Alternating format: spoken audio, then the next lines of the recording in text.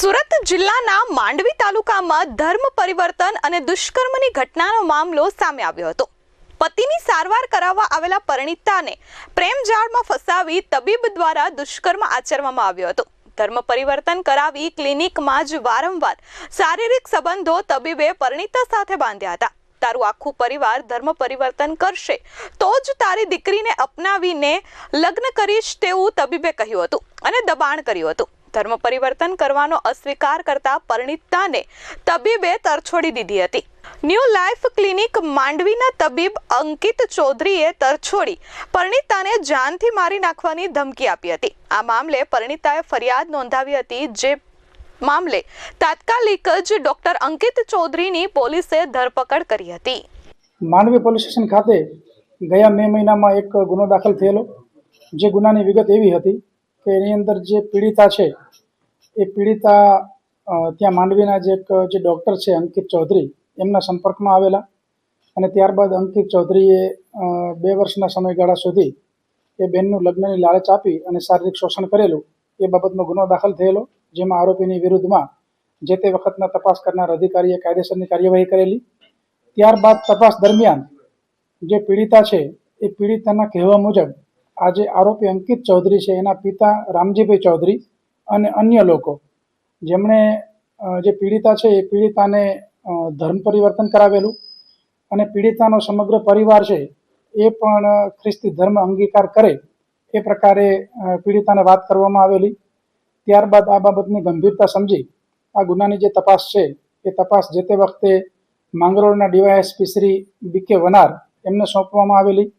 આ તપાસ દરમિયાન એમણે વિગતે તપાસ કરતા જે પીડિતાના આક્ષેપ હતા અને પીડિતાના પરિવારજનોના જે આક્ષેપ હતા એમાં સત્યતા જણાઈ આવેલી અને એમાં જરૂરી પુરાવા જણાઈ આવતા એ પુરાવાને આધારે નામદાર કોર્ટમાં ગઈકાલે ગુજરાત ધર્મ સ્વાતંત્ર્ય અધિનિયમની જે સંલગ્ન કલમો છે એ કલમો ઉમેરવાનો રિપોર્ટ કરવામાં આવેલો છે અને ધર્મ પરિવર્તનનું જે ગેરકાયદેસર રીતે કૃત્ય કરેલું છે એ બાબતે એના જે મુખ્ય આરોપી છે રામજીભાઈ ચૌધરી, જે લાખ ગામના રહેવાસી છે અને પીપલવાડા મુખ્ય શાળાના પ્રિન્સિપાલ છે, એમની ધરપકડ કરવામાં આવેલી છે।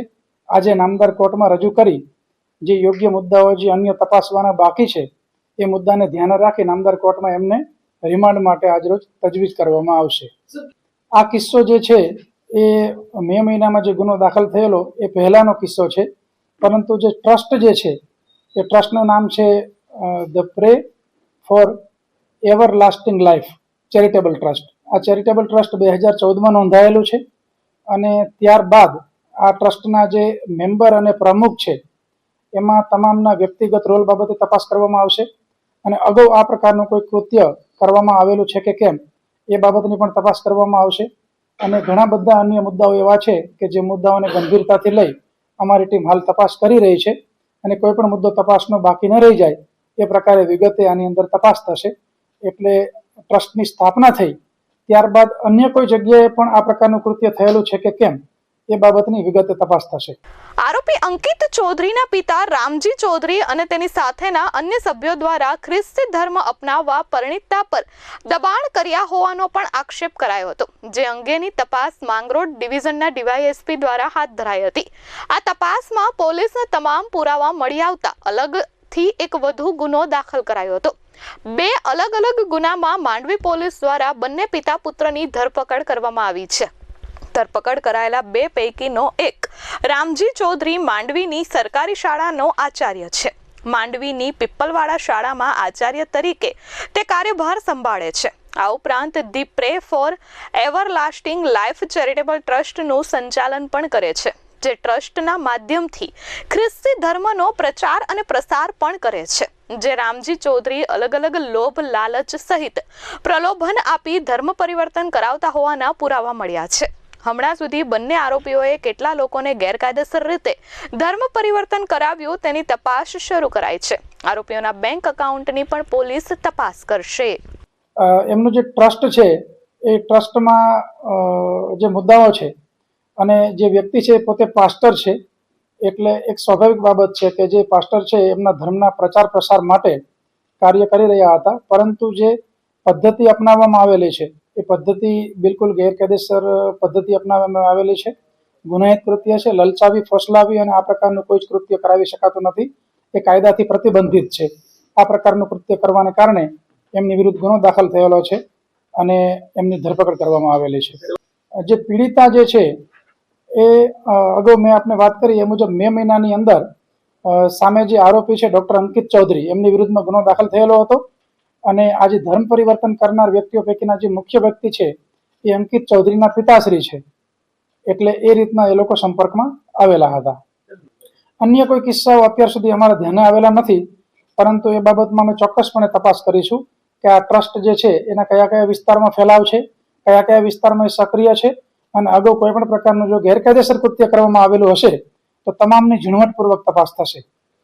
એ બાબતોની અમે તપાસ કરી રહ્યા છીએ, કારણ કે પ્રમુખ છે એ સિવાયના 11 જેટલા મેમ્બર છે. જે મેમ્બર છે એ પણ અલગ અલગ વિસ્તારમાંથી છે. એ લોકોના પ્રોફેશન શું છે, એમના કોઈ બેંક ટ્રાન્ઝેક્શન અને ઘણી બધી વિગતો અન્ય છે કે જે તમામ વિગતે તપાસ થશે. બાળકો બાબતની પ્રવૃત્તિઓ ધ્યાનમાં આવેલી નથી, પરંતુ પોતાના ઘરે પ્રેયર કરાવતા હોય, અન્ય નાગરિકોને, એમના બીજા લોકોને એ પ્રકારની બાબતો ધ્યાને આવેલી છે. એમાં પણ તપાસ થશે, અત્રે પણ તપાસ થશે અને આજુબાજુના વિસ્તારની અંદર કોઈ પણ જગ્યાએ જો એમને ગેરકાયદેસર પ્રવૃત્તિ આચરેલી હશે તો એ બાબતની પણ તપાસ થશે. એ સિવાય પોતે સરકારી નોકરી કરતા હોવા છતાં આ પ્રકારના કૃત્યમાં સંડોવાયેલા છે, જેથી સુરતના જે પ્રાથમિક જિલ્લા શિક્ષણાધિકારી છે એમને પણ અમારા દ્વારા ઇન્ફોર્મ કરવામાં આવેલું છે, જેથી કરી એ લોકો જો કોઈ વિભાગીય કાર્યવાહી કરવાની થતી હોય તો એ મુજબ એ લોકો પણ કાર્યવાહી કરી શકે. હાલમાં જે ટ્રસ્ટના એકાઉન્ટ છે એના અમારા ડીવાયએસપી અભ્યાસ કરી રહ્યા છે, પણ એમાં બહુ જ વિગતે તપાસ કરવી ખૂબ જરૂરી છે. એની માટે અમે જે ચેરિટી કમિશનરમાં રજીસ્ટર થયું છે ટ્રસ્ટ, તો ચેરિટી કમિશનરની ઓફિસનો પણ મદદ લઈશું. એની અંદર અન્ય કોઈ એક્સપર્ટ હશે એની પણ મદદ લઈશું અને કોઈ પણ શંકાસ્પદ બાબત જણાઈ આવશે તો એમાં ખૂબ ઊંડાણપૂર્વકની તપાસ થશે. હાલમાં તો આ જે ટ્રસ્ટ છે એના પ્રમુખ તરીકે એ રામજીભાઈ ચૌધરી સક્રિય છે, પરંતુ એ સિવાય એની સાથે સપોર્ટમાં કોણ છે, ડાયરેક્ટલી કે ઇનડાયરેક્ટલી, એ પણ તપાસવામાં આવશે. Bureau report S24 news, Surat.